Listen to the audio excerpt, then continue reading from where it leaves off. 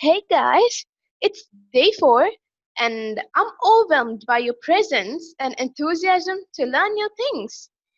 Well, I saw some of your questions popping up about Starlink, Ravana, CubeSats, and many more during the previous lectures. Wait a minute, it was about Ravana 1, right? The first satellite of Sri Lanka? Well, I assume it to be that and not King Ravana. So I'm quite excited too because today it's all about satellite remote sensing will be presented by Tilosha Nipunajit and Kavinda Vishwajit from University of Sabragamur. Let's hope you guys ask those kind of questions to them. So over to you. Thank you, Sarah. Hope you have joined us with the enthusiasm with satellites. As we know, you may be quite familiar with satellites, but you might not quite familiar with remote sensing because it's not a very familiar term among Sri Lankans. So, first of all, I will introduce myself. I am Tilosha Nipunajit, and my colleague is Kavinda Vishwajit. We both are from Sabaragamu University of Sri Lanka, representing faculty of university, and SEDS Sabaragamu University of Sri Lanka chapter. So I'll continue this session in English, and for those who need for Sinhala, this session in Sinhala, Kavinda will continue. So first let's move on. What is remote sensing? So when it comes to remote sensing, remote means you are you are unable to physically contact with something. So if you are so you might see something, you might feel heat or any details about temperature relevant to that object, but you can't touch it, so you can't physically contact with something. So that's where remote means. So when it comes to sensing, it comes from word sense, so it means your your ability to sense your ability to gather information from that object. So we these two are the basic ideas we can obtain from this remote and sensing. So you might think this is obviously this might relate with only with satellite. No, uh, this comes with aerial photographs and radar, lidar. All these systems are dealing with remote sensing. So, but here, when it comes to space science, we especially focus on satellite-based remote sensing. So, today's session will be focused on satellite-based remote sensing. So, even this remote sensing comes from from even from 50s, 60s centuries. These concepts have been developed since then. But this word term remote sensing comes to our language in late 50s, just quite a while just before the launching of first satellite. So you might not, it's not, it's not quite a surprise that we are not familiar with these terms, because most of these terms are developed time to time after, especially after 70th and 80s. So even so, let's focus about today topic on satellite-based remote sensing. So firstly, see what is remote sensing is. So remote sensing can be defined in many ways. So many books, many researchers define in according to their perspective as they wish to define it. So we can simply, if someone asks me to define it, I simply say it's a simple method we use to obtain data from unreachable objects. So you can't reach it, you can't physically contact with it. So that's the remote sensing is the link connect you with that object and giving you the ability to obtain data. So best example for remote sensing is not a not only technical instrument, but you can simply say your eye. So our eyes, that's the best example for a remote sensing. So you don't confuse today remote every sensor. Only our five sensors are not directly involved with remote sensing. So, but our eye is one of the remote sensing instrument as well. So we can see something, even we can't touch it or feel feel it, but we can see it and we can have an idea about that object, even we can't physically contact with it. So that's a basic concept of remote sensing.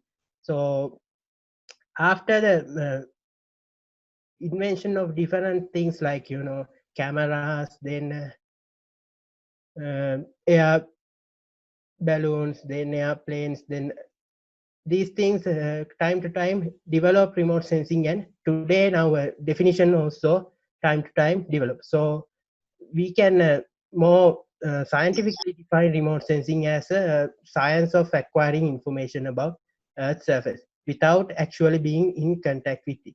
So that's the basic idea definition of remote sensing. So let's move forward.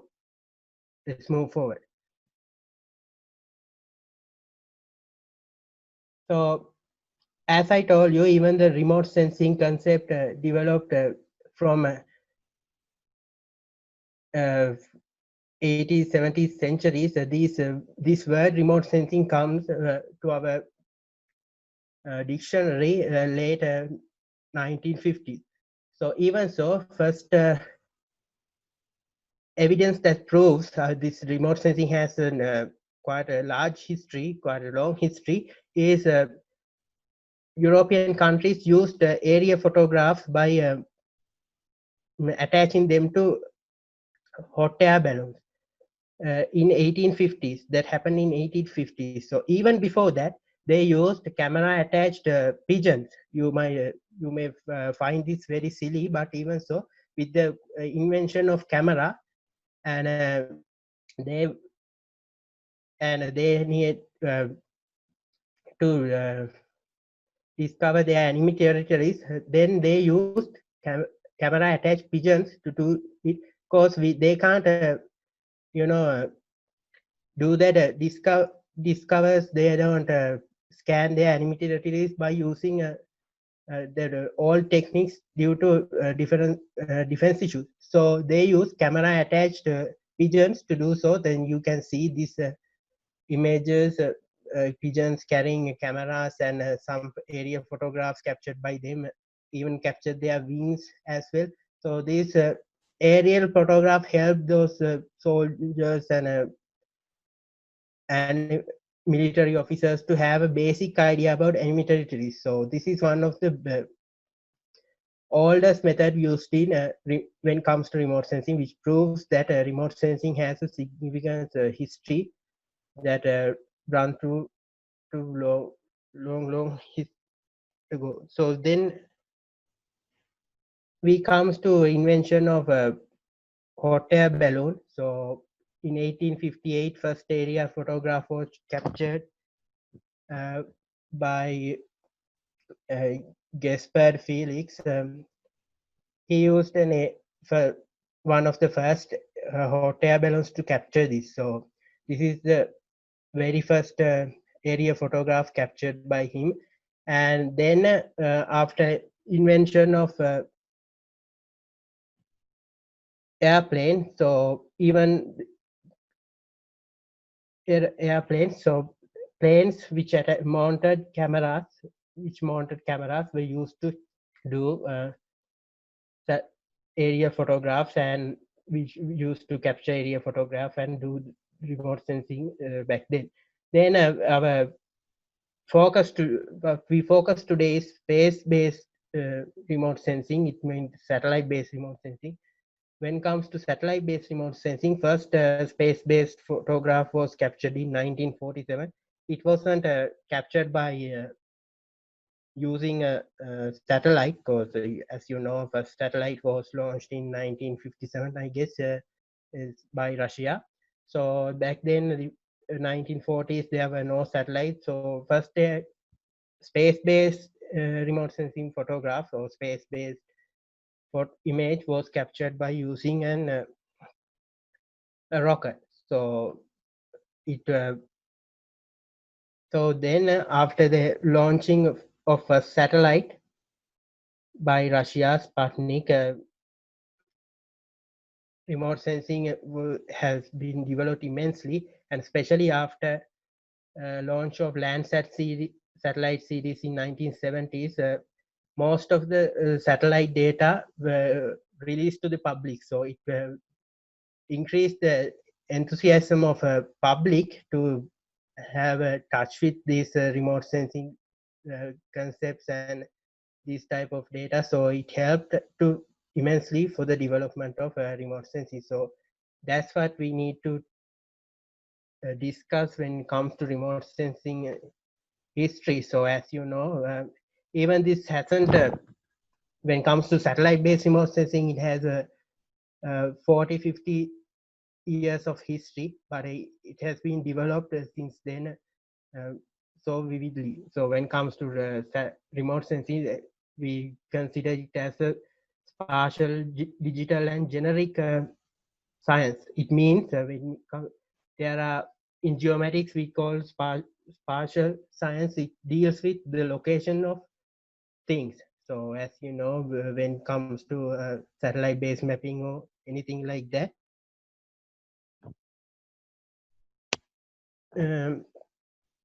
PDS is people's location. So after that, I told you digital. It deals with new. This is not an analog system. So, and also this is a generic system, which means that this deals with we can deal with this system according to our needs. So we can use this remote sensing for any application. So this can simply say spatial, digital, and generic science. So we can define remote sensing in these three perspectives only after the invention of satellite remote sensing. So these things will explain to you in Sinhala by my colleague Kavinder. Kavinder? Okay, Tilosha. මම මේ කියපු දේවල් පොඩ්ඩක් සංක්ෂිප්තව කියන්න සිංහලෙන්. පළමුව කියන්න මම කාවින්ද විශ්වජිත් සබරගමු විශ්වවිද්‍යාලයේ බුඤ්ඤාපඩ පිටේ ජියෝමැටික්ස් ෆැකල්ටි. මුලින්ම මේක මුලින්ම කතා කරන්නේ introduction to satellite remote sensing. remote sensing කියන එක සමහර අය දන්නේ සමහර අය එච්චර අහලා නැතුව ඇති. remote sensing කියන එක what is remote sensing කිව්වොත් ඒකට ගොඩක් definition තියෙනවා. remote sensing කියන එකට satellites, drones ඒ වගේ දේවල් වලින් detect කරගන්න information අපි represent කරනවා satellite image එකක් විදිහට. ඒ image එක අපි analysis වලට යොදා ගන්නවා. ඒ analysis වලින් classification කරන්න අපි යොදා ගන්න වෙන විවිධ softwares තියෙනවා. ඒ softwares use කරලා අපි වෙනම carriers build කරනවා. මේක තමයි remote sensing කියලා සාමාන්‍ය විදිහට අදහසක් આવොත් අපි කියන්නේ. එතකොට remote sensing, what is remote sensing කියලා කිව්වොත් remote sensing කියන්නේ අපි මොකක් හරි object එකක් ගැන information ගන්නවා. ඒක touch කරන්නේ නැතුව. ඒක තමයි සරලවම කිව්වොත් remote sensing වල තියෙන අදහස.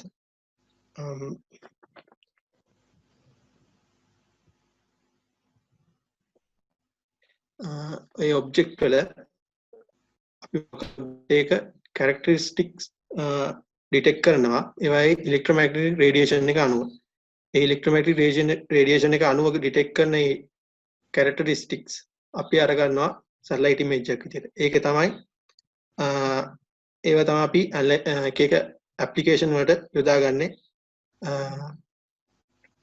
ඒ වගේම දැන් මගේ කලින් කතා කරා remote sensing history ගැන. history දී stereo photograph එක Casper ෆිලික්ස් ටනකන් කියන කෙනා නැත්නම් කියන ආදර් කියලා තඳුනනවා. ඒ කෙනාව මුල්ම ඒරියා ෆොටෝග්‍රාෆ් එක ගන්න යා. ඉතින් ඒත් එක්කම පටන් ගන්නකොට මුලින් මේක වැඩිපුරම දියුණු වෙන්නේ කෝල්ඩ් වෝ එකත් එක්ක. ඒ කියන්නේ තිබ්බනේ ඒ කාලේ තමයි මේ වැඩිම දියුණු වෙන්නේ. එයා බැලුන්ස් පිජන්ස් යූස් කරලා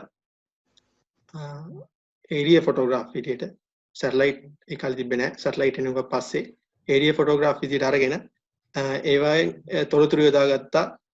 එයාලගේ යුද්ධවලට ඒ තොරතුරු යොදාගත්තා.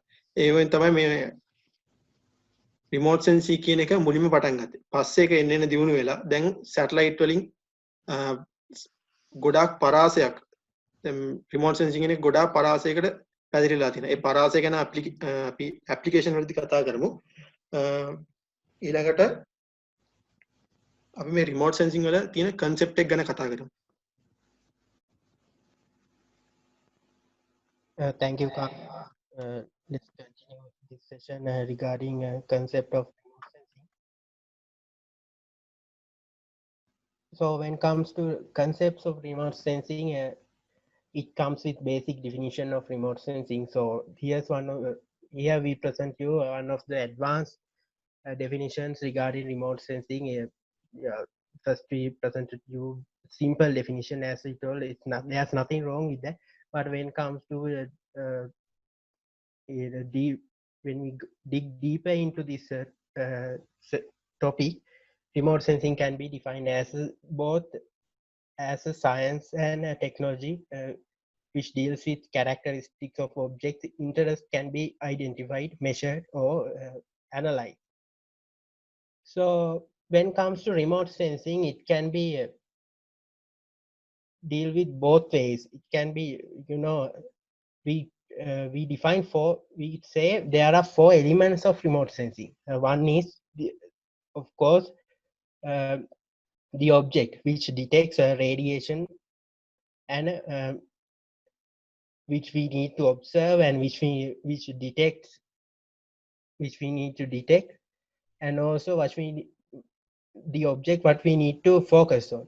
So it detects radiations, or if it doesn't detect radiation, if we can't detect radiation from it, we send electromagnetic radiation to it by using our source, or especially when it comes to optical remote sensing, the source might be sun. It emits remote electromagnetic energy, and that object, it interacts with that object, and it reflects electromagnetic energy back to our sensor.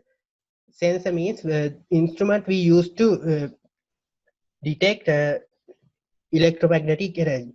So I explain you 2 basic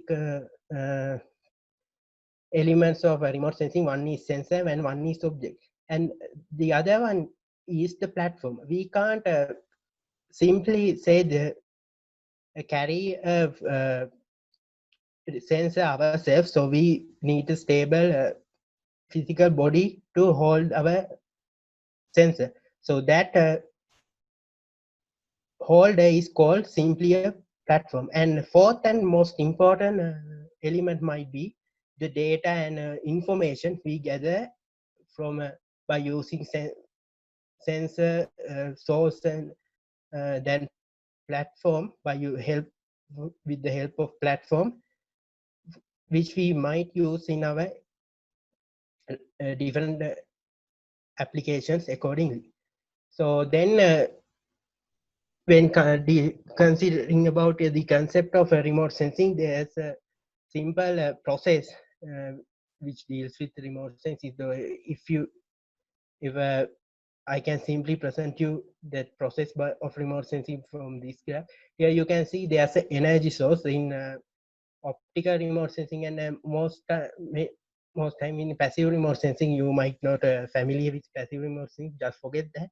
So most of the times in remote sensing our energy source is sun, so it's the most reliable one and most less energy source with least cost. So this sun emits electromagnetic radiation. So that electromagnetic radiation travels to the target. So it travels to simply target means the thing we need to observe.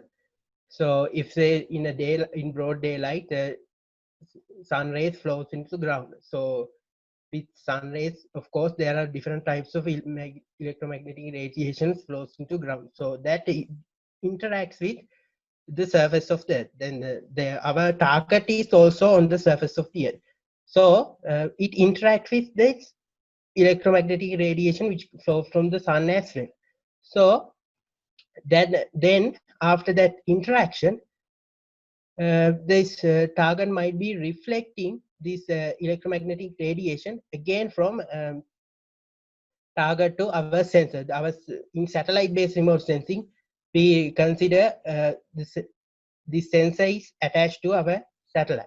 So we sensor this time sensor is detecting not the energy which travels through atmosphere from energy source to the target, but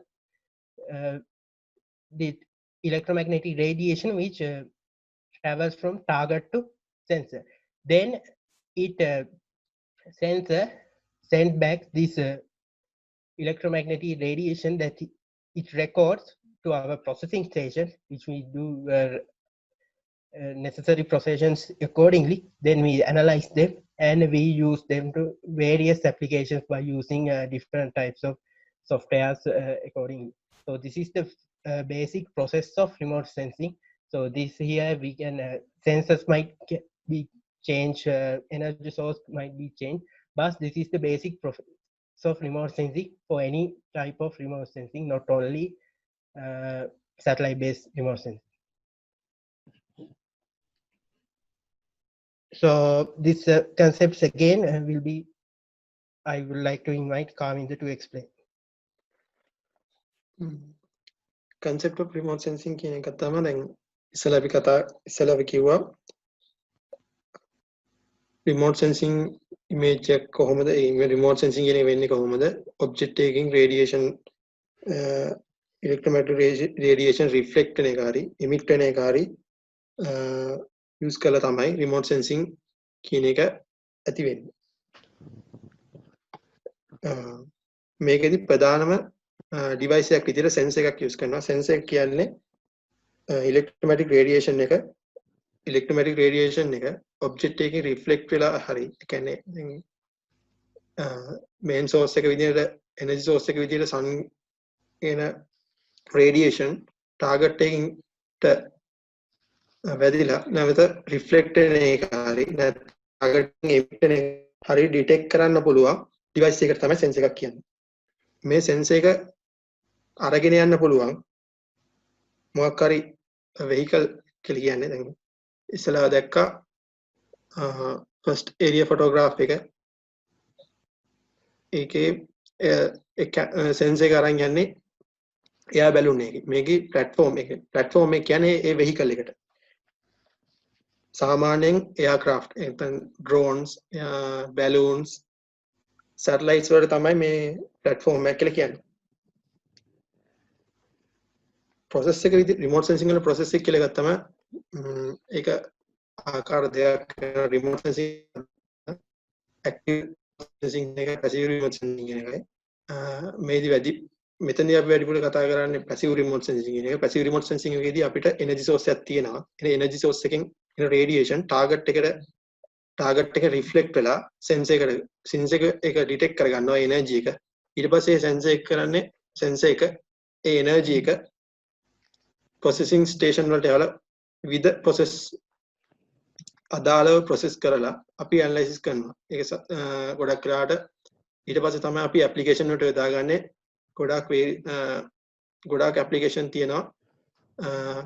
ඊට කලින් මේ analysis part එක processing part එක analysis part එක වෙලා තමයි මේ අපි හැමෝම දන්න සාමාන්‍යයෙන් දැන් නොදන්න උනාට පස්සේ දැනගන්න පුළුවන් අපි ගොඩාක් application වලට ලබා ගන්න remote sensing data. So then let's focus what today's topic is satellite-based remote sensing. Then we come to satellites. So satellite is if you might be surprised if I say there satellite is not actually the thing we see uh, satellite it as a satellite. So we can simply define as a satellite which revolves an object which revolves around an object. So you might be wondering, so what about Earth itself?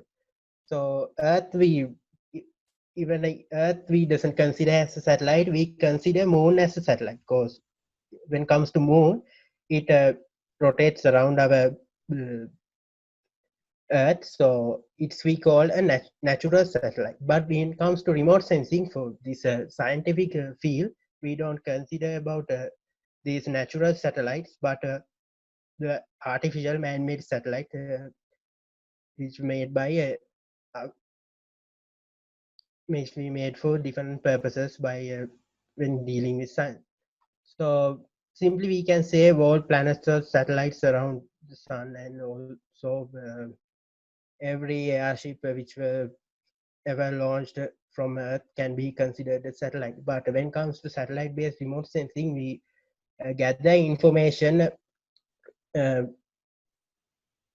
by using certain types of satellite. So we're gonna explain what are these type of satellites. So when it comes to satellite, there are many number of characteristics for each satellite, so such as orbit, their repetitivity. We comes to these things later.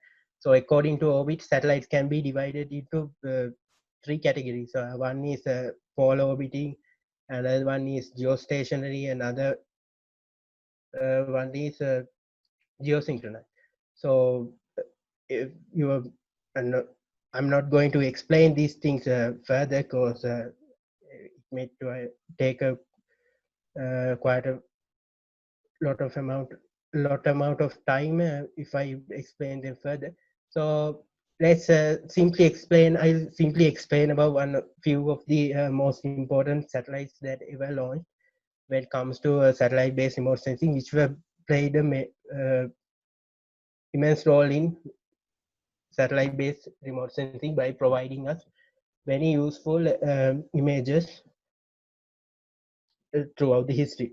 So one is, as you see in this map, one is Meteosat. It was one of the satellite which was sponsored by European Space Agency. It's one this program. It's actually Meteosat is a program. Every satellite is we call a Meteosat satellite in a common way. So it includes 17 satellites actually, and when it comes to uh, NOAA satellite, NOAA is when it comes to satellite, you might find some interesting name, NOAA, GOES, and like that. So NOAA means National Oceanic and Atmospheric Administrator. That's a the long-term definition of NOAA. So it was launched in 1960s. And when it comes to GOES satellite set, it was launched in 1970s. And there's a series of GOES satellites. Next launching was happened in 1990s. So these uh, satellites I discussed provided high resolution images that were varied from 4 to 8 kilometers. So you might wondering what resolution might be. You may have an idea what is a resolution mean. So, but you don't might have not an idea about what might be the definition of resolution. So we come to that in later. So one of the most helpful satellite series, which as an undergraduate to me, us as to me as well, is Landsat satellite series. It was launched in 1970s. There's a series of satellites. There are 6 Landsat satellites from Landsat 1 to Landsat 6. So Landsat 4 and 5 are on still operational. Others are not operational currently. So these Landsat that data which we gathered have been released to the public later. So this is the first time I think Landsat is the first satellite series released every bit of information that gathered from that satellite series. So that helped so many people to get in touch with this concept. So it helped later for the development of remote sensing as well. So it basically remote used for weather forecasting. So many research were developed later by using uh, data on which were obtained from using Landsat satellites. So Kavind,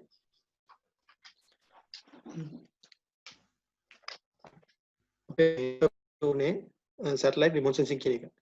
කලින් අපි satellite කියන්නේ මොකද්ද? Satellite එක කියන්නේ orbit එක යන ඕනම object එකක්.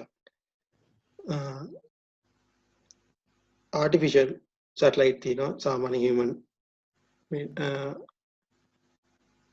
ආදනේව සහ නැචරල් ඒවා තියෙනවා මූන් සහ ප්ලැනට්ස්.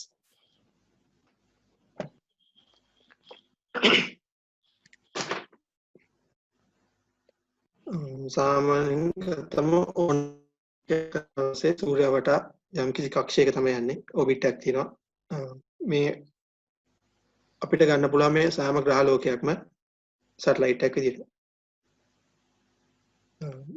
සැටලයිට් දැනට 2271ක් පමණ ප්‍රමාණයක් හොයාගෙන තියෙනවා. ඒ කියන්නේ දැන් ස්පේස් එකේ තියෙනවා. එකෙන් වැඩිපුර ප්‍රමාණයක් තියෙන්නේ රෂියා වලට අදාළ ඊට US remote sensing satellite system විදිහට ගත්තාම system එක කියන්නේ satellite කිහිපයක එකතුවක්. spot ගත්තට පස්සේ spot 1 සිට 8 දක්වා satellite system satellite තියෙනවා. 1 2 3 තමයි මුලින්ම පළමුව ආවේ. ඊට පස්සේ ඒවා දැන් satellite වල අපිට දියුණුවත් එක්ක 5 6 7 8 ඒවා තමයි දැන් වැඩිපුරම use කරන්නේ. ඒ වගේම NOAA quick bird iconos ඒ වගේම දැන් තිරෝෂ කිව්ව විදිහට අපි සාමාන්‍ය වැඩිපුරම use කරන්නේ Landsat කියන එක. Landsat වලින් ගන්න images තමයි වැඩිම use කරන්නේ. ඊළඟට අපි කතා කරමු satellite images කියන මොකද්ද මේ remote sensing images කියන්නේ? ඒවා data characteristics මොනවද කියලා අපි ඊළඟට කතා කරමු.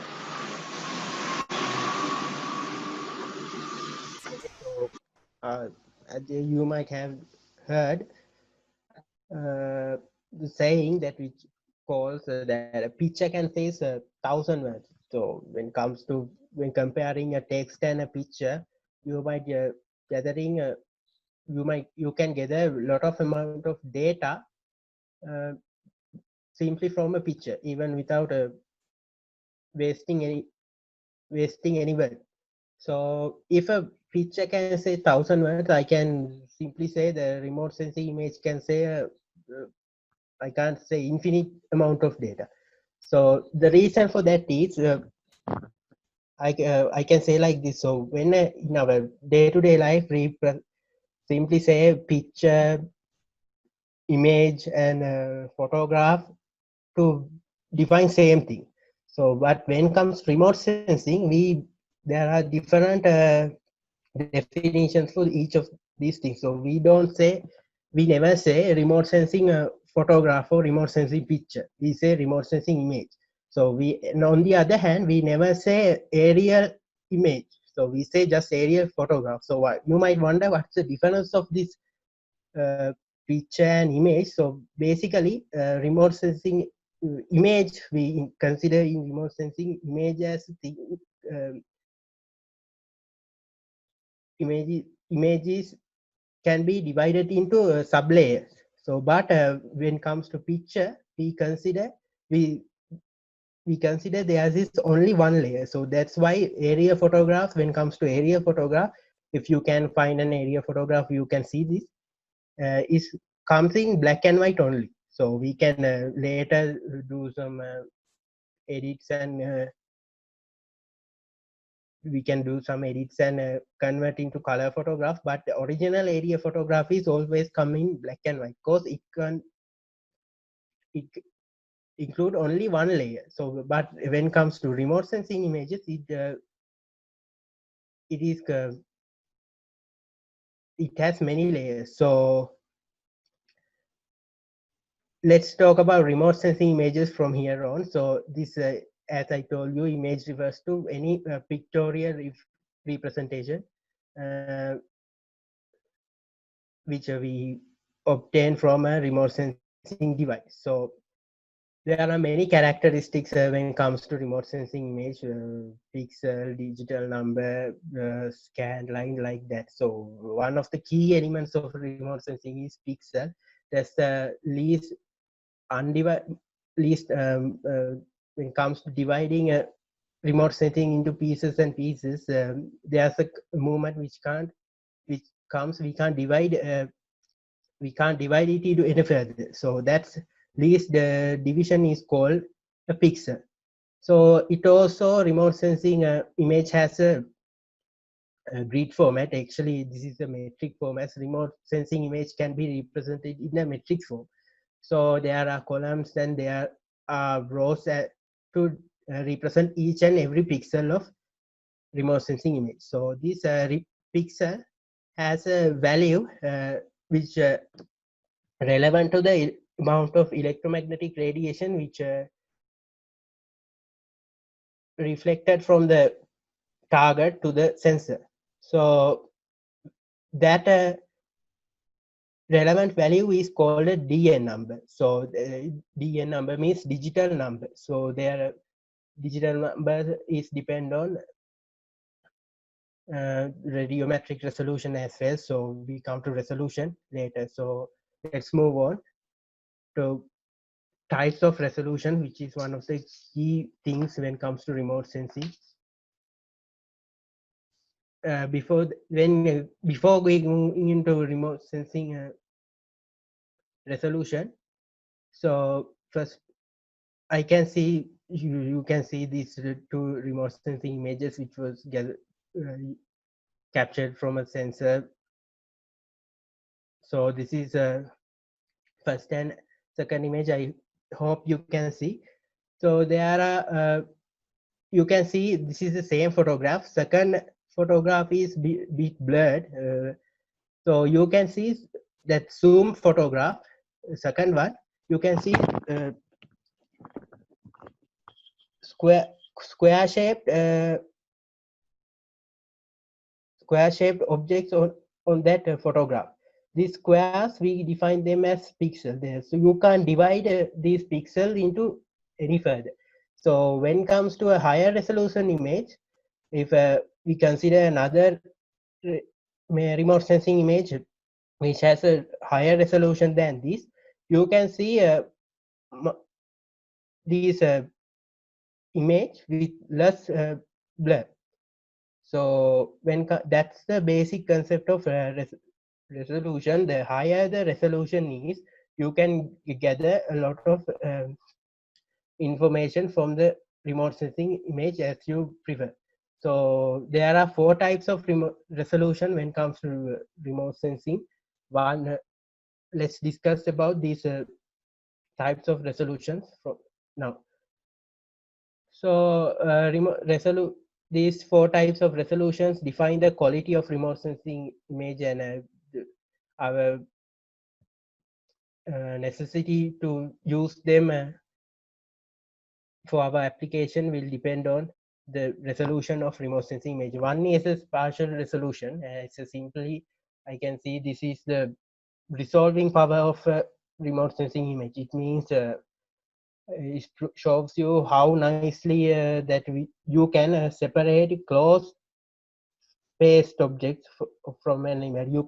How you can separately identify objects. Close space means you can it might be a building, it might be a pond, so like that you can separately identify these objects which were on the Earth's surface by you have a look at this remote sensing image.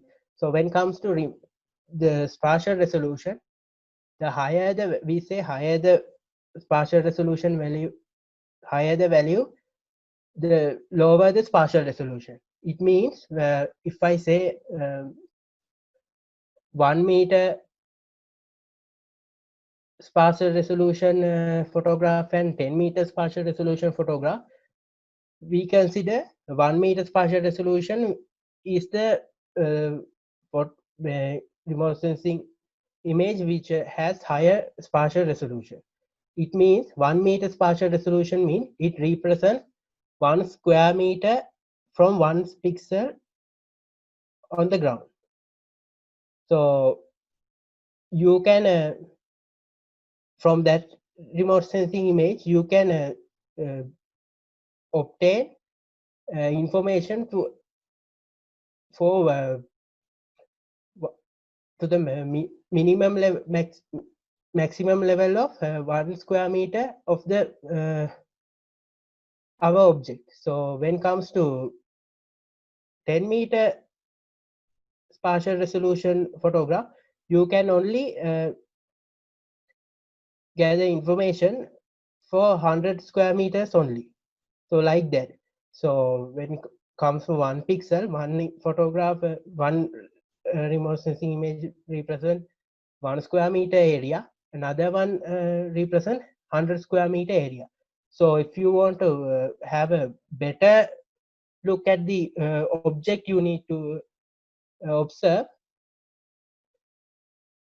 you better use remote sensing image with a resolution of 1 meter. So that's the basic concept of spatial resolution. When it comes to spectral resolution, it shows whether how it shows that how many channels available within a electromagnetic spectrum. And also what is the width of those channels and their location. So the spectral resolution deals with the wavelength and the frequency of electromagnetic spectrum. So narrower the we say there are different types of bands in electromagnetic spectra. So when it comes to there are broadband width and narrow band width bands in remote sensing. So we say narrower the width, there we can divide less number of channels. So then the higher the resolution, spectral resolution is. So on the other hand, broader the band, it covers a large part of electromagnetic spectra, but we can't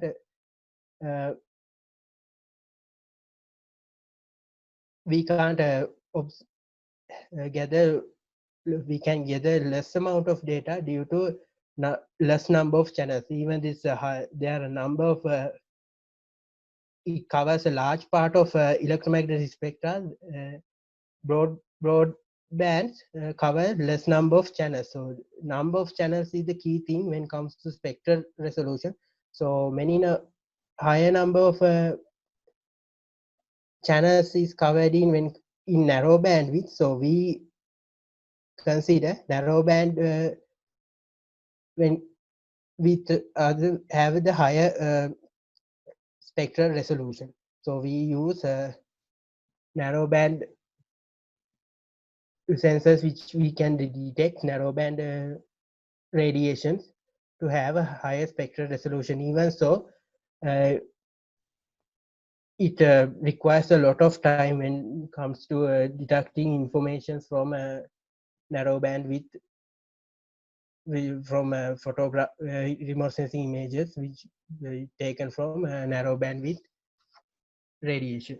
So let's move on. So when it comes to next is radiometric resolution. So it shows us the different inset intensities of the radiation. I can simply say this. You might have heard that when it comes to boys and girls are more sensitive to color, so they can separately recognize colors their ability to separately recognize colors is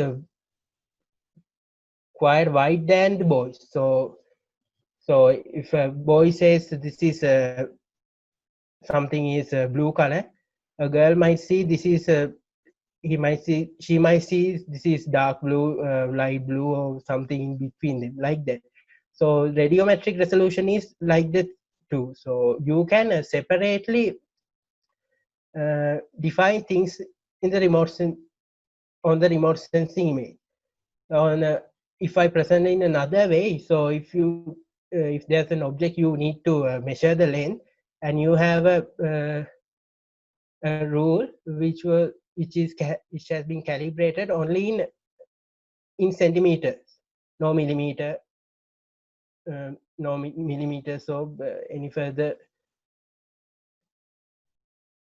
So when you use that rule, you can only measure the length up to up to centimeter values only. So you can assume that the length might be 15.5 or something like that, but you can't be accurate. So when it comes to a ruler which contains millimeter calibrations, you can say this length is this, which much accuracy. So this is the basic concept of radiometric resolution. So when it comes to, instead of that millimeters, centimeters, we use bits. So when it comes to 1 bit radiometric resolution image, it means image contains 2 levels. It comes from 2 to the power 1 equals 2. So bit number has been taken as 2 to the power of 2, and we have the value which represents the number of levels. So when it comes to radio bit number is 2, there are 4 levels contained in remote sensing image. It is much clearer because you can separate, as you see, you can separate few objects more than the previous one. So when it comes to, there are 8 levels in radio, 8 levels in 8 levels in the remote sensing image. It means there are, its bit number is 3, so there are 2 to the power 3. It means there are 8 levels. So we basically most of the quite a while ago, most of the times we use 8-bit remote sensing images. It means 2 to the power 8, 256 levels. So it's the most commonly used radiometric resolution now. So when it comes to temporal resolution, it deals with the ability to gather information from same place time to time. So when we say this is a repetitivity of the sensor. So when the repetitivity is higher, you mean assume there's when it comes to a satellite remote sensing, there's a sensor in your satellite, and you need to have a capture remote sensing image from by using that sensor. So but there are cloud effect, there are so many clouds about sky, so remote sensing images might not be quite clear. So you can so satellite rotates around the earth, so at there might be a time which satellite locates at that certain place again. So that the time between these two times is called the repetitivity of the satellite, and also it defines the temporal resolution of that sensor, so as well as the remote sensing image. So to avoid these circumstances caused by cloud defects like that, and temporal resolution is quite helpful. Temporal resolution defines the amount of time which we can see between two observations which were captured by using the sensor. So that's what I need to talk about when it comes to remote resolution of images. So Kavinda, satellite remote sensing වල තියෙන ප්‍රධානම දෙයක් තමයි satellite images කියන එක. තිරෝෂ ගොඩක් පැහැදිලි කරා. සැටලයිට් ඉමේජ් ප්‍රසන්ටේෂන් එක. මේකෙදි මේ අපිට මේ ඉන්ටර්නෙට් බලා ගන්න පුළුවන් එකම සැටලයිට් ඉමේජ් එකම සැටලයිට් ඉමේජ් එක තමයි මේ තියෙන වම් පැත්තේ තියෙන්නේ සැටලයිට් ඉමේජ් එක normal විදිහට දකුණු පැත්තේ තියෙන එකේ ඒක zoom කරලා තියෙන්නේ. ඔය බලා ගන්න පුළුවන් මේ සැටලයිට් ඉමේජ් එක හැදිලා තියෙන්නේ කොහොමද කියලා. මේක rows and columns විදිහට තමයි grid විදිහට තමයි තියෙන්නේ. මේ පොඩි කොටුවට තියෙන්නේ pixels කියන එක. මේක තමයි සැටලයිට් ඉමේජ් එක තියෙන කුඩාම කොටස. ඒ කියන්නේ මේක තවත් බෙදන්න බෑ. මේක තමයි කුඩාම කොටස. මේ හැම පික්සල් එකකටම වැලියු එකක් තියෙනවා. ඒකට තමයි dn වැලියු එකක් කියන්නේ. dn වැලියු එක කියන එක හැදෙන්නේ අපි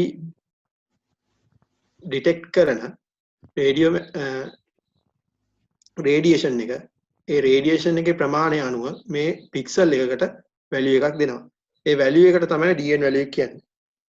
මේ පික්සල් එකකට සාමාන්‍යයෙන් coordinate එක සහ dn වැලියු එකක් කියන එක අනිවාර්යෙන් තියෙන දෙයක්. ඔයාලට මේ තියෙන්නේ එර්දාස් ඉමේජින් කියන software එකෙන් මේ open කරපු satellite image දෙකක්. මේක මේ image යටම බලා ගන්න පුළුවන් coordinate එකක් තියෙනවා. ඒ වගේ projection එක සහ projection එක coordinate system බලා ගන්න පුළුවන්. ඒ වගේම දැන් අපි මේ satellite image වල quality ගැන කතා කරද්දී ඒ quality එක ගැන කතා කරන්න පුළුවන් characteristics හතරක් තියෙනවා. spatial resolution, spectral resolution, radiometric resolution සහ temporal resolution. මේ spatial resolution එක කියන්නේ අපේ මේ pixel එකක එක පැත්තක දිග මේක 30 meters කියලා තියෙනවා සාමාන්‍ය image එක. සමහරවිට දැන් එන අලුතිම ඒවා ගොඩාක් දියුණු වෙලා තියෙන්නේ. දැන් මේ spatial resolution එකට අදාළව දීලා තියෙන මේ මේජේ බලා ගන්න පුළුවන් 30 meter දැන් ඔයාලගේ ගෙදරක් තියෙනවා නම් ඒ ගෙදර මීටර් 30 ඇතුලේ කොටුවක නම් තියෙන්නේ. ඒක සාමාන්‍යයෙන් පෙන්වන්නේ එක පික්සලයක් විදියට. හැබැයි ඔයාලා ස්පාෂල් රෙසොලූෂන් එක මීටර් 5ක් වෙන විදිහකට තෝරගත්තොත් ඒක පෙන්වන්නේ වෙනම විදියකට. ස්පාෂල් රෙසොලූෂන් එක වැඩි වෙනවා කියන්නේ. ඒ කියන්නේ වැලියු එක අඩු වෙනවා. ස්පාෂල් රෙසොලූෂන් එක 30 කියනකට වඩා ස්පාෂල් රෙසොලූෂන් එක 5යි කියන එක ඒ ඉමේජ් එකේ ක්වොලිටි එක අපිට වැඩි කියලා කියන්න පුළුවන්. සාමාන්‍යයෙන් දැන් එන ඉමේජ් වල ස්පාෂල් රෙසොලූෂන් එක සෙන්ටිමීටර් 2ක් දක්වා වගේ අඩු වෙච්ච එච්චර හයි රෙසොලූෂන් තියෙනවා. ඒ දාගන්නේ වෙනම පර්පස් වල තියෙනවට. ඊට පස්සේ ස්පෙක්ට්‍රල් රෙසොලූෂන් කියන එක. ස්පෙක්ට්‍රල් රෙසොලූෂන් කියන එක අපි ඩිටෙක්ට් කරන රේඩියේෂන් වල වේව්ලෙන්ත් එක අනුව ඒවා වෙන වෙනම කැටගරි වලට කඩනවා. සාමාන්‍යයෙන් ඒරියා ෆොටෝග්‍රාෆ් එක ගන්න එක ලේකයි තියෙන්නේ. එක වේව්ලෙන්ත් එකකට තමයි බෙදලා වෙන් කරන්නේ. හැබැයි මල්ටි ස්පෙක්ට්‍රල් කියන එකට යද්දී අපි එන රේඩියේෂන් ඩිටෙක්ට් කරන රේඩියේෂන් වෙනම වේව්ලෙන්ත් එක අනුව කැටගරි වලට කඩනවා. ඒ කැටගරි වලට කඩලා අන්නේ එක කැටගරි එකක් අපි බෑන්ඩ් එකක් විදිහට ගන්නවා. සාමාන්‍යයෙන් බෑන්ඩ් 7ක් වගේ 6 7 ඒ වගේ තමයි තියෙන්නේ. සාමාන්‍යයෙන් ඉමේජ් එකක් සැටලයිට් ඉමේජ් එකක් කියලා ගත්තට පස්සේ මේ බෑන්ඩ් ගොඩක එකතුවක්. ඒක හරියට කියනවා නම් අර ක්‍රීම් පැකර් එක වගේ ක්‍රීම් පැකර් එකේ අර කියන්නේ තට්ටු හතක් තියෙනවා වගේ අන්න ඒ වගේ කතාවක් තමයි මේ ස්පෙක්ට්‍රල් රෙසොලූෂන් එකේ ඒ කතාවෙන් කියන්නේ. රේඩියෝමැට්‍රික් රෙසොලූෂන් එක කියන්නේ අපි මේ බෙදාගත්ත කැටගරි වලට කඩාගත්ත ලේයර්ස් තියෙනවානේ. ඒ ලේයර්ස් නැත්නම් ඒකට බෑන්ඩ් කියලා කියනවා. ස්පෙක්ට්‍රල් රෙසොලූෂන් එකේදී අපි කඩාගත්ත කරගත්ත බෑන්ඩ් ටික ගැන දැන් ඒ ඒ බෑන්ඩ් එක ඇතුලේ වෙන දෙයක් තමයි දැන් තියෙන්නේ. රේඩියෝමැග්නටික් රෙසොලූෂන් එක කියන්නේ අපි ඒ බෑන්ඩ් එක ඇතුලේ අපි දැන් ඒ බෑන්ඩ් එකට ඩිටෙක්ට් කරගත්ත දැන් මොකක් හරි විශේෂ බෑන්ඩ් එකකට බෑන්ඩ් 1 කියලා ගමු. බෑන්ඩ් 1 එකට ඩිටෙක්ට් කරගත්ත රේඩියේෂන් වලට ඒක වෙන වෙනම තවත් අපි ඩිවයිඩ් කරනවා. අපි වෙනම දැන් අපි බලන්නේ DN වැලියු. මම ගුවා පික්සල් එකකට වැලියු එකක් තියෙනවා. මෙන්න මේ පික්සල් වලට වෙනම වැලියු එකක් දෙන්න. මේ වැලියු එක සාමාන්‍යයෙන් රේඩියෝමැග්නටික් රෙසොලූෂන් එක 8 sin bit නැත්නම් 16 sin bit කියලා කියනවා. 8 sin bit කියන්නේ 2 256ක්. values 256ක් තියෙනවා. බිංදුවේ සිට 255 දක්වා. බිංදුව සාමාන්‍යයෙන් DN value එක බිංදුව කියන්නේ කළු පෙන්වන පාට black විදියට තමයි ගන්නෙ. 255 දෙකේ 8 ඍණ 1 ඒ value එක නැත්නම් 16 sin bit එකක් ගත්තොත් දෙකේ 16 ඍණ 1 තමයි white විදියට ගන්න. ඊට අතර තියෙන ඒවා grey colors විදියට ගන්නවා. සාමාන්‍යයෙන් එරිය ෆොටෝග්‍රාෆ් එකක් ගත්තට පස්සේ ඒකේ තනිකරම අලු වර්ණ වලින් තමයි තියෙන්නේ. හැබැයි රේඩියෝමැග්නටික් රෙසොලූෂන් එක දැන් මල්ටි ස්පෙක්ට්‍රල් වුණොත් ඒ කියන්නේ දැන් හිතන්න රෙඩ් කලර් විදියට ගත්තොත් රතු වල විවිධ ප්‍රවේද විදියට තමයි අපිට මේ DN values වල ඒ කියන්නේ අදාළව වෙනම value එකක් එනවා. අන්න ඒක තමයි රේඩියෝමැග්නටික් රෙසොලූෂන් එක කියන්නේ. මේ පින්තූරේ පෙන්වලා තියෙන විදියට රේඩියෝමැග්නටික් රෙසොලූෂන් එක වෙනස් වෙන විදිය මේක හොඳටම පැහැදිලිව තියෙනවා. මේකේ රේඩියෝමැග්නටික් රෙසොලූෂන් එක එන්න කියන්නේ වැලියු එක වැඩි වෙනවා නම් රේඩියෝමැග්නටික් රෙසොලූෂන් එක වැඩි. ඒ කියන්නේ අපි ගොඩක් අපිට වෙන වෙනම කැටගරි වලට කඩන්න පුළුවන් කියන නිසා අපිට හොඳ අපිට පර්පස් එක අනුව අපිට හොඳ ඇනලිසිස් එකක් කරගන්න පුළුවන්. ටෙම්පරල් රෙසොලූෂන් එක ගත්තට පස්සේ ටෙම්පරල් රෙසොලූෂන් කියන්නේ එකම තැන අපි ගන්න සැටලයිට් එකක්. සැටලයිට් එක ඔබිට් එක යනවා. ඒ ඔබිට් එක යන ගමන් මොකක් හරි තැනක ඉමේජ් එකක් ගත්තට පස්සේ නැවතත් එතනම ඉමේජ් එකක් ගන්න කොච්චර කාලයක් යනවද? අන්න ඒක තමයි ටෙම්පරල් රෙසොලූෂන් එකත් එක්ක අදාළ වෙන්නේ.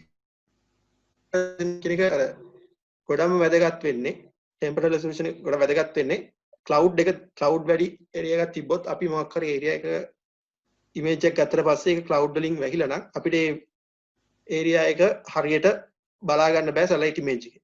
හැබැයි මේ ටෙම්පරල් රෙසොලූෂන් කියන්නේ නැවතත් එම ස්ථානට වෙලා ඉමේජ් එක ගන්න නිසා අපිට පුළුවන් ඒ ඉමේජ් එක සංසන්දනය කරලා අපිට ඕන විදියට කියන්නේ අපිට ඕන ඉන්ෆෝමේෂන් ටික ගන්න. මේ තමයි ටෙම්පරල් රෙසොලූෂන් එක කියන්නේ. දැන් අපි කතා කරා සැටලයිට් කියනවා සැටලයිට් ඉමේජ් කියනවා රිමෝට් සෙන්සිං ගැන ඔක්කොම කතා කරා. දැන් අපි කතා කරමු මේවා ඇයි මෙහෙම රිමෝට් සෙන්සිං කියලා තියෙන දෙයක් තියෙන්නේ ඇයි මොකටද මේවා යොදා ගන්න කියන එක ගැන අපි ඊළඟට කතා කරමු. As Kavinta told, remote sensing is about it's a generic method we use in day-to-day life, so we can apply it to anything as we want. So one is we use it majorly in land use mapping. So we use remote sensing images and information we gather by using remote sensing techniques to have maps to design maps regarding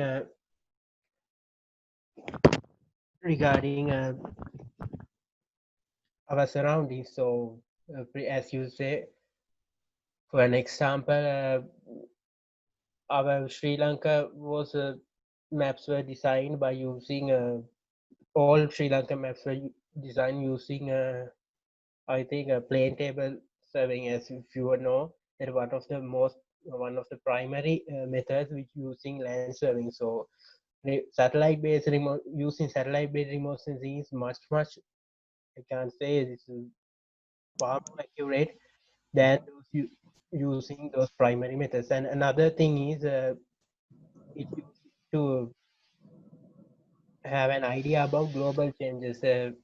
For instance, if you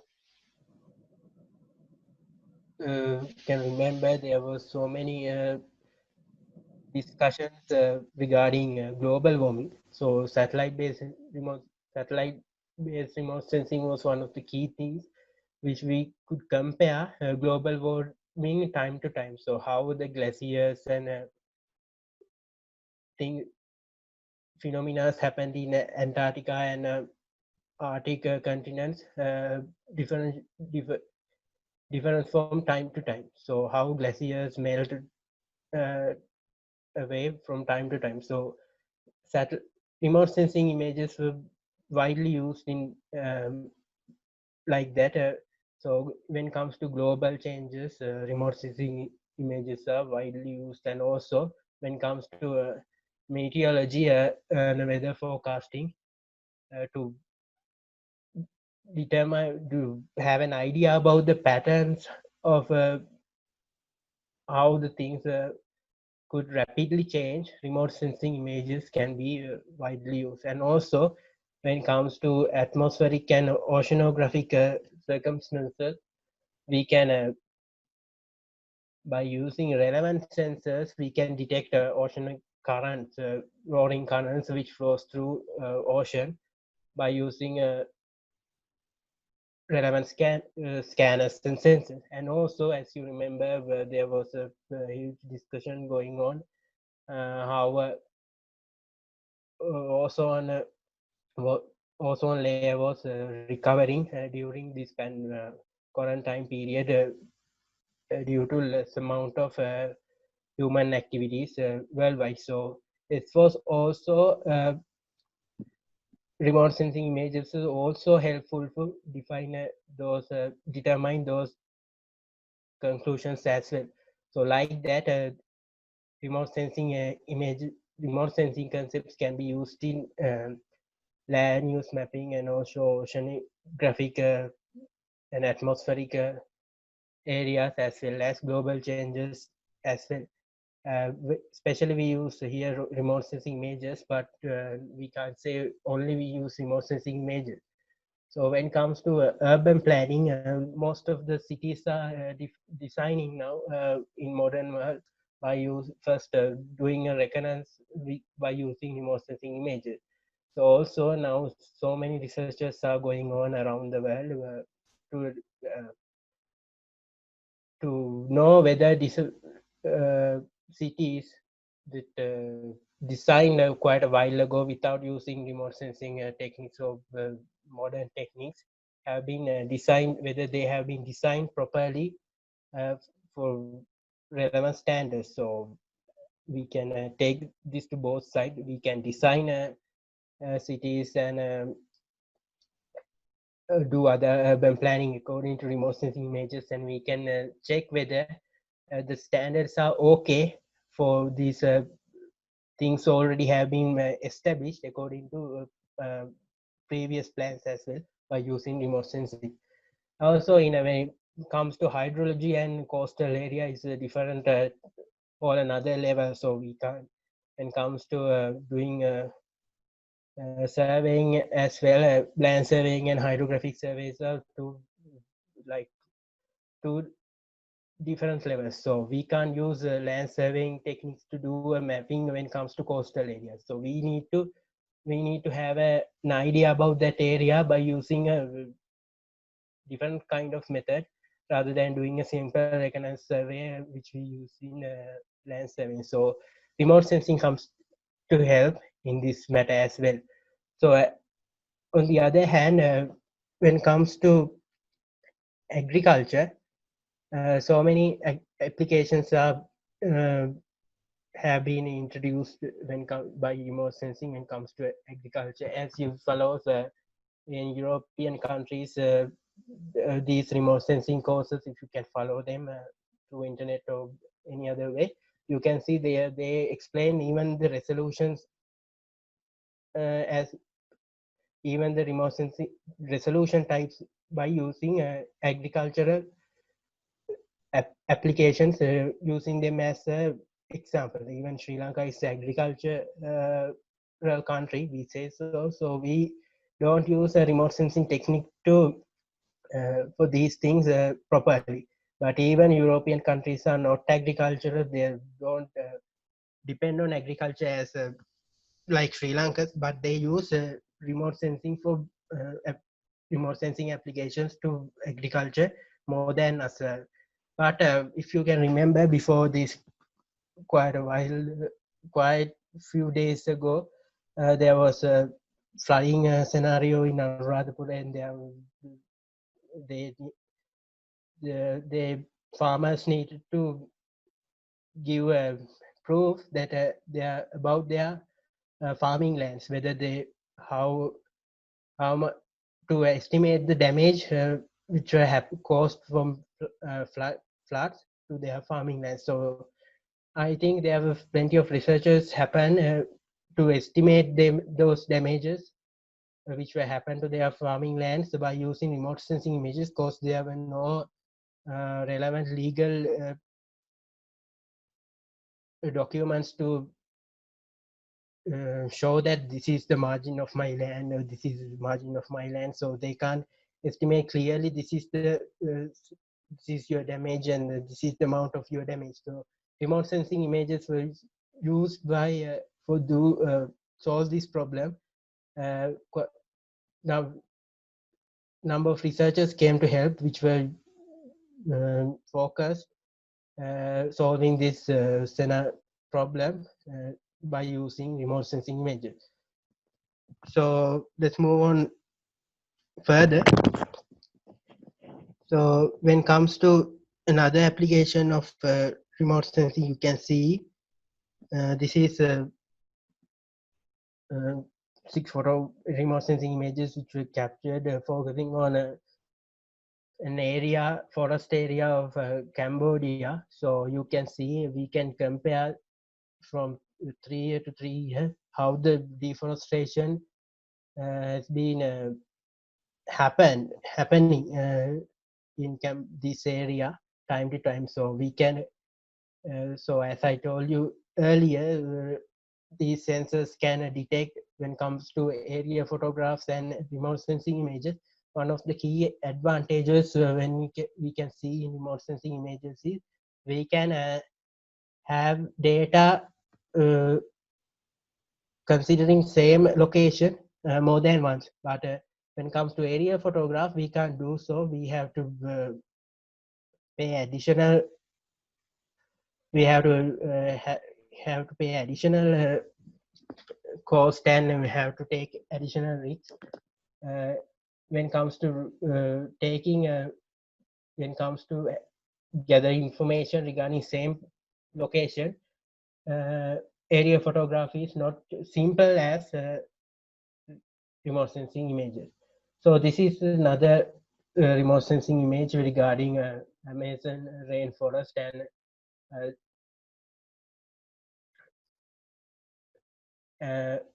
and also as we discussed, remote sensing, you might wonder, this is deals with only with wide areas, large projects, so something quite larger. So we always capture big areas. We focus on bigger pictures. So it's not like that. So I've read in an article quite a while ago. In that article, remote sensing was defined as an science which deals with picometer to terameter. It means remote sensing techniques are being used to gather information from a minimum thing that we could possibly imagine to largest thing we could possibly imagine. So all this is widely used by, this concept is widely used by microbiologists. So this is a research article. You can see how microbes can be detected by using remote sensing. As you see, not only things we can see from further are unreachable to us, also things we extremely small are impossible to be physical contacted with as well. And also on the other hand, quite the opposite of this is having the bigger picture, as we always discussed from here. So also by using telescopes like Hubble, we can gather information from quite large scenarios throughout the universe. We can't imagine the limit or margin of these scenarios which we gather, but by using relevant sensors with the necessary platforms, we can gather those information both from microworld to throughout the universe. So that we need to focus on when it comes to applications of remote sensing. So here's how you might get interest with when it comes to application of remote sensing. You might have heard Elon Musk's Starlink program. So this is one of the role models when it comes to space science. So here's one of the problems he faced when it comes to his Starlink satellite series. He's planning to have at least more than 1,000 satellites before 2025, I guess. So one of the, when it comes to when it comes to networking satellite series that Elon Musk is doing, even this is not quite relevant to the topic of satellite remote sensing application, but I would like to mention this because this is one of the problems we face with the development of satellite remote sensing. So one is, the main problem is space trafficking. So when it comes to space trafficking, the orbits are full of satellites, so they can't it's not quite simple to gather information from to launching satellites as we desire. On the other hand, when it comes to consequences of that space trafficking is light pollution. So you may have an idea what pollution means: air pollution, light pollution, like that. But comes to when it comes to light pollution, it means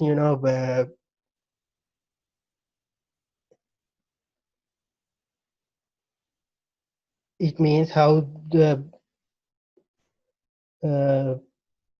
when comes satellites travel through space, thousands of satellite affect the quality of the astronomical image. So by causing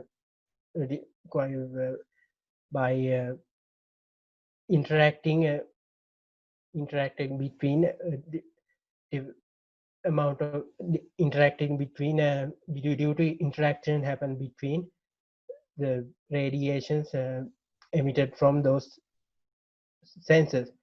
So one of the major problems which might cause in future when it comes to development of remote sensing might be this light pollution and space traffic. Elon Musk have been predicted because he's focusing on further developments with a large amount of satellite, which includes in his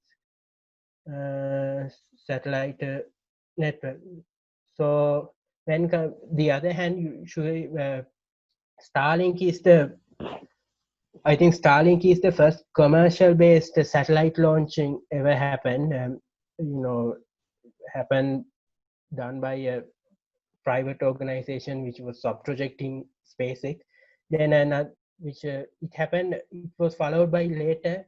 It was followed by Chinese company to conduct a video platform called Bilibili to launch a remote sensing satellite. The same purpose. They are planning to distribute remote sensing data for educational commercial purposes throughout the world by using their satellite series. Is one of the other improvement which was happened when it comes to commercial applications in remote sensing, which is very important to us because it happens in Asia. So second attempt was taken after Elon Musk was happened in Asia is I think something admirable. So let's move on further in our session. Kavind? remote sensing වල තියෙන application ගොඩක් ගැන දැන් කතා කරා. ඉතින් මම ඒ සංක්ෂිප්තව කියන්නම් වෙලාවත් එක්ක. ගොඩක්ම remote sensing use කරන්නේ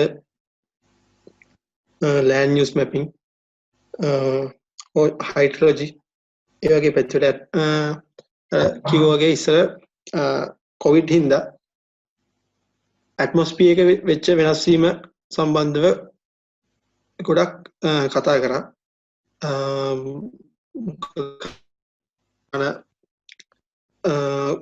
ගොඩක් වාහනයම නැති වෙච්ච හින්දා ඇට්මොස්ෆියර් එකේ ගොඩක් වෙනස් වීම. නමුත් ඒ වෙනස් වීමත් එහෙම වෙනස් වුණාට ඊට පස්සේ චයිනා වලින් නැවතත් එයාලගේ කලින් කරාටත් වඩා ඉන්ඩස්ට්‍රියල් වර්ක් එක 3 ගුණයක් වැඩි කරපු හින්දා නැවතත් අර විදිහටම ඇවිල්ලා තිනවා. මම හිතනවා දැන් රිමෝට් සෙන්සිං කියන එක කැමති කෙනෙක් ඉන්නවා නම් ඒ වගේ ඒව සම්බන්ධව පොඩක් කියවලා බලන්න. මොකද ඒකේ තියෙන විශේෂම YouTube එකේ වීඩියෝ තියෙනවා ගොඩක්. ඒක පොඩක් බලන්න. කොහොමද මේ වෙන්නේ, කොහොමද මේ සැටලයිට් වලින් කියන්නේ මේවා ගැන කියන්නේ කියලා. කලින් දැක්ක ඩිෆොරස්ට්‍රේෂන් එක පෙන්නලා තියෙනවා. ඒ වගේම Amazon වල forest fires මේ වගේ ඒවාට තමයි ගොඩක් යොදාගන්නේ. ලංකාවේ remote sensing කියන එක ගොඩක් යොදා ගන්න නැති වුණත් මොකද cost එක ගොඩක් වැඩි හින්දා remote sensing කියන එක යොදා ගන්න නැති වුණත්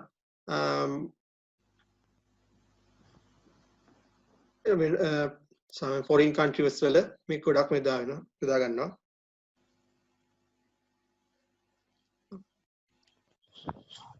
තවත් හොඳ උදාහරණයක් තමයි agricultural application එකක් විදියට අනුරාධපුරේ පොළොන්නරුවේ කොවිඩ් quarantine period එකට කලින් ගම් වතුරක් නිසා හානි වෙච්ච වගා හානි වෙලා තියෙනවා. ඒ වගා හානි වෙච්ච ප්‍රමාණය කොච්චර කියන්නේ estimate කරගන්න කොච්චර ප්‍රමාණයක් වෙලා තියෙනවද කියලා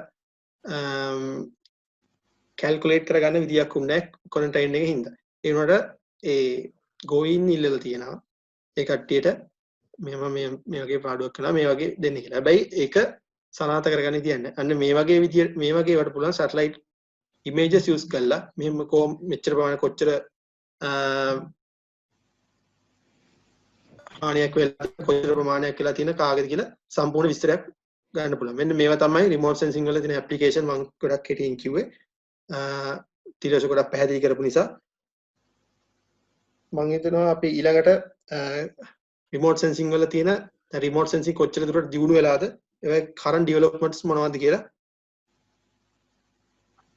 දැනගන්න.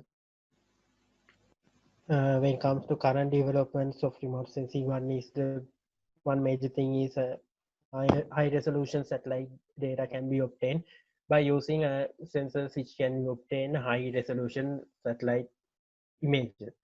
So it's one of the key things with the improvements of sensors and optical theories we used in by constructing those sensors as well. And also we can come to regional scale mapping by using regional satellite constellations like regional satellites which were launched by ISRO, CSA, agencies like that, by increasing the angle of field of view. Angle of field of view, it means angle of FOV. So we can increase the area which can be captured by the sensor and detect a larger amount of data considering a region. So when it comes to another improvement is digital elevation models, is also known as DEMs.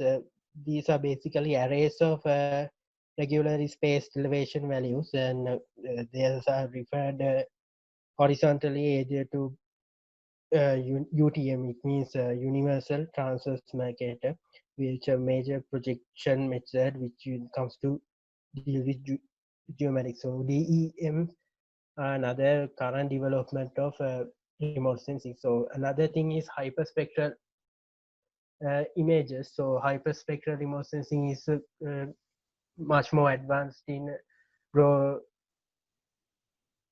broadband remote sensing and multispectral remote sensing multiplexer remote sensing images. So the difference between those methods are when it comes to hyperspectral is when focus about when we talk about multispectral sensors, we remote sensing images, that data we can't. There are gaps between bands of that image, but when it comes to hyperspectral images, there are no gaps. You can see continuous amount of data. You can obtain continuous amount of data by using hyperspectral imaging. But when it comes to multispectral imaging and broadband imaging, you can only gather discrete amount of data. You have to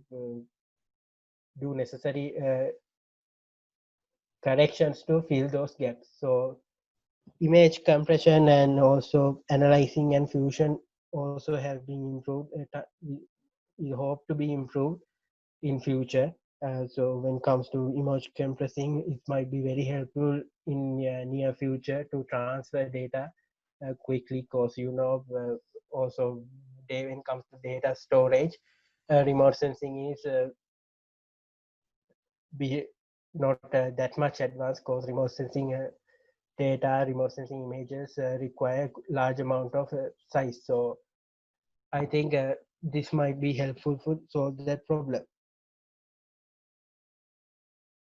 And also when it comes to decision support systems, uh, these are set of related computer programs that are required to assist with analyzation of remote sensing. So in next slide, we have shown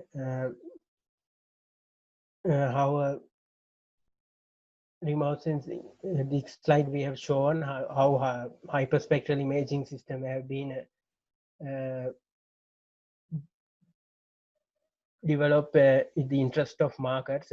These are without considering COVID-19 pandemic. So I think true data might be different from these values. So, and also on the other graph, we show how remote hyperspectral sensor gives us data without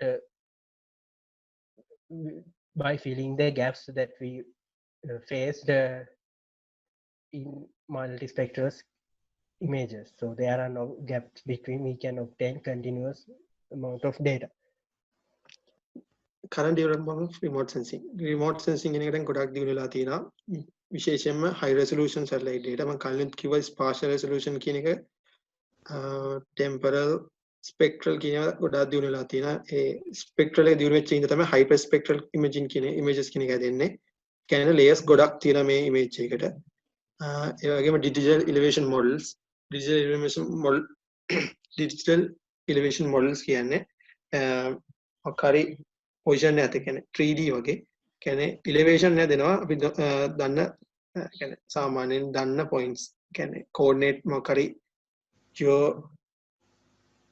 geodetic coordinates හරි මොකරි coordinate එකක් තියෙන point එකකට points වලට elevation එකක් දීලා ඒ හදන model වලට තමයි digital elevation model කියන්නේ. Image compression, analysis and fusion කියන්නේ එකතු කරනවා කියන එක. Image compression කියන්නේ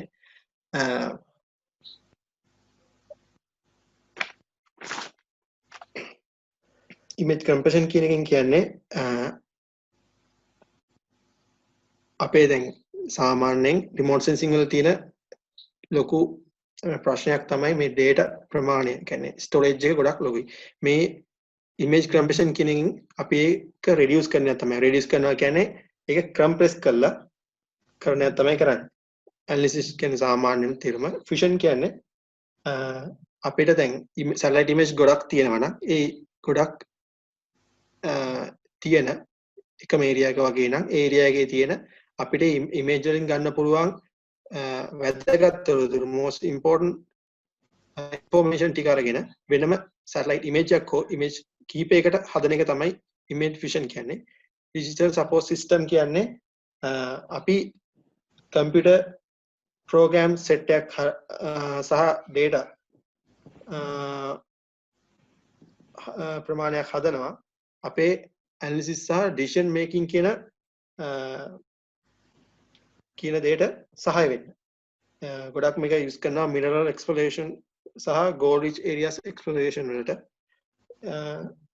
මම කිව්වා දැන් data storage එකේ තමයි තියෙන ලොකුම ප්‍රශ්නේ remote sensing වල ගත්තාම කියන එක.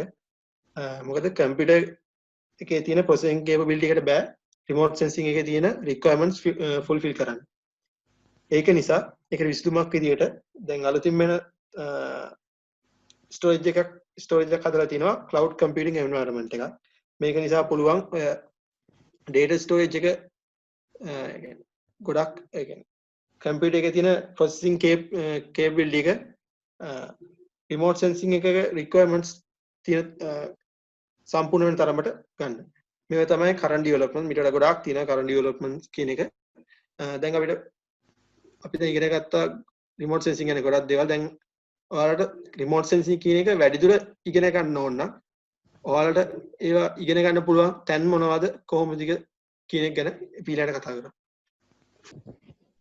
When it comes to remote sensing education in Sri Lanka, there's a BSc honors degree in remote sensing obtained by can be in Faculty of Geomatics in Sabaragaon University of Sri Lanka, and also when it comes to masters, there's a postgraduate degree program in University of Peradeniya, and also there's a masters and also diploma program in Faculty of Graduate Studies in the University of Sri Jayawardhanapura. And also when it comes to spatial information systems and course related modules of remote sensing, Faculty of Architecture is also another place which you can obtain a remote sensing images. So I think that's the end of our session. So I'll quickly let's have a look at the answers for some of the questions quick as we can. Kavinder? Questions තියෙනවා කටිට අහන්න පුළුවන්. There was a question regarding cosmic radiation affection of remote sensing images. Basically, when it comes to the atmospheric and geometric distortions in remote sensing images, we can simply clear those distortions by using simple methods of corrections. But when it comes to affection of a CMB effect, so we have to use whole another level of algorithms to solve this. Is much complicated than the other methods. If you are interested in, we can share some research articles regarding that matter. One have asked that questions. I think I have cleared your doubt.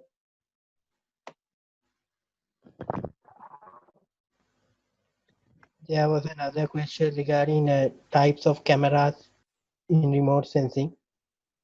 There are different types of cameras such as strip camera and also panchromatic cameras, which was used in Landsat series, and also panoramic cameras have been used with wide angle lens and rotating lens as well, and also recently used remote sensing scanners were included in multi-lens camera. So there are different types of cameras which used in remote sensing satellites.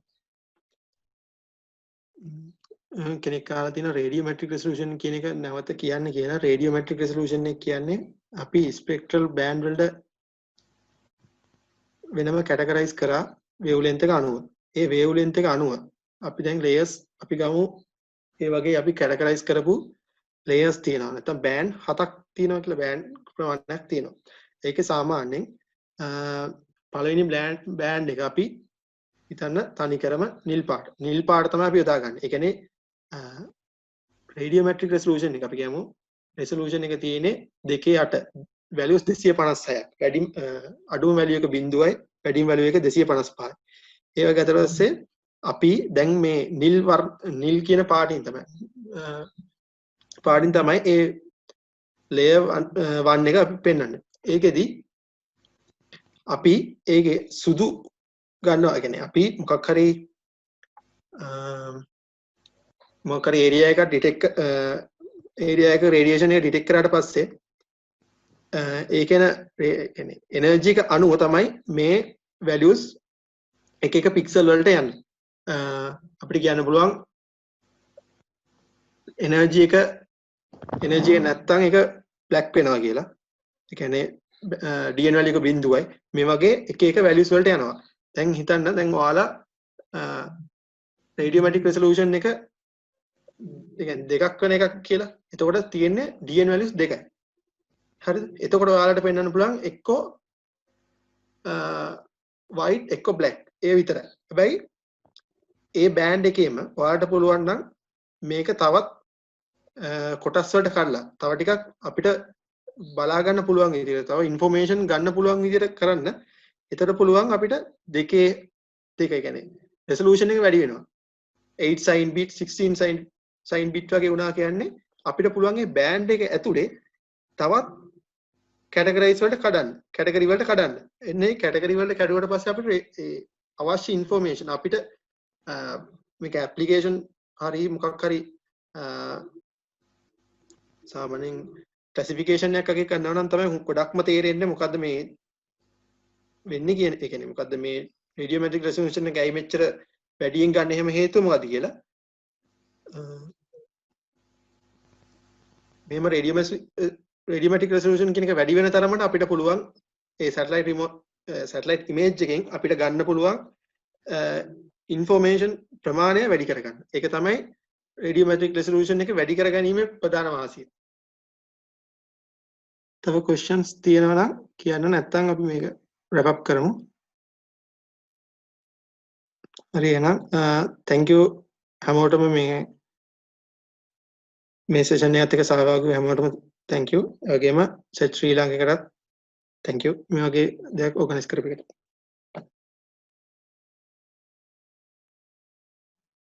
So tomorrow we have the exoplanet hunting and gravitational lensing lecture. Hope you guys would be a part of it too. So see you all tomorrow. Good night. Take care.